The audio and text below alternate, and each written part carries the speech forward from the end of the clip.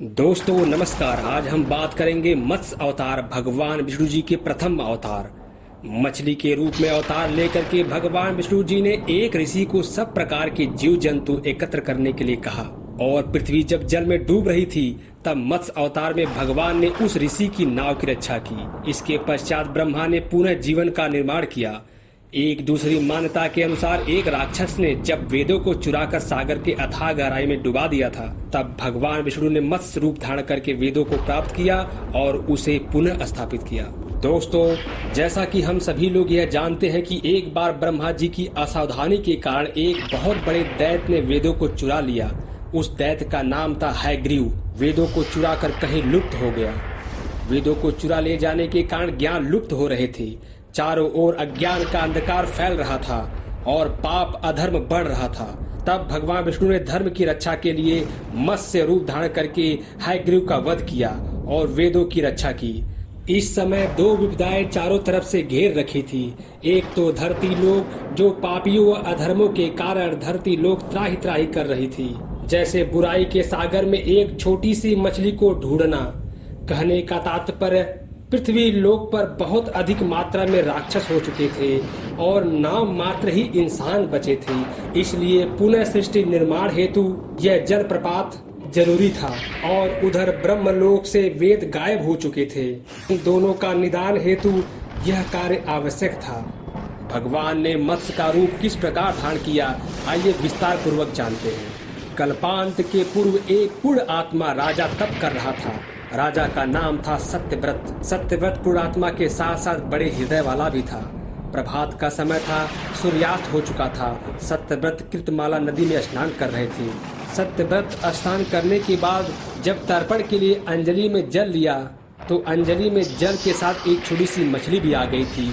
सत्यव्रत ने मछली को नदी में छोड़ दिया। मछली बोली, हे राजन, जल में बड़े बड़े जीव जंतु हैं जो हमें मार करके खा जाएंगे।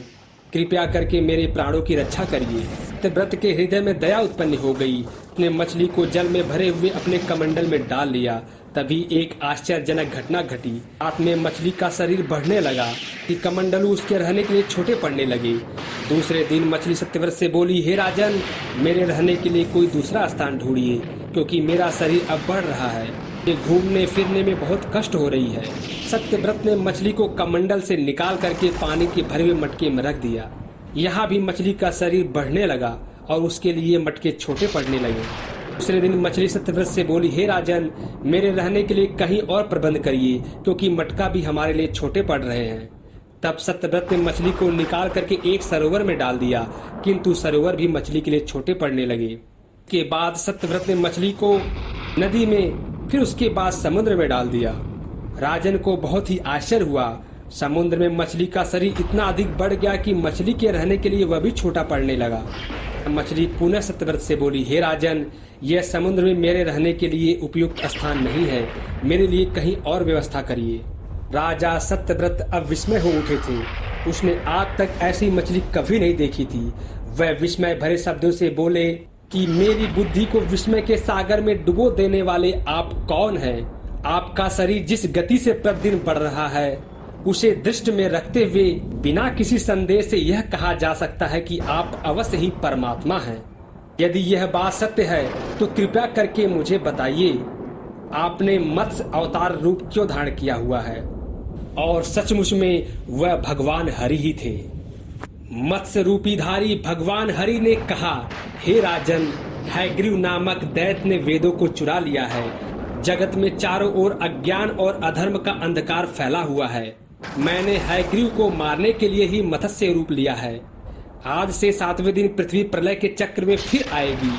समुद्र उमड़ पड़ेगा, भयानक वृष्टि होगी, सारी पृथ्वी पानी में डूब जाएगी। जल के अतिरिक्त कहीं भी दृष्टिगोचर नहीं बचेगा।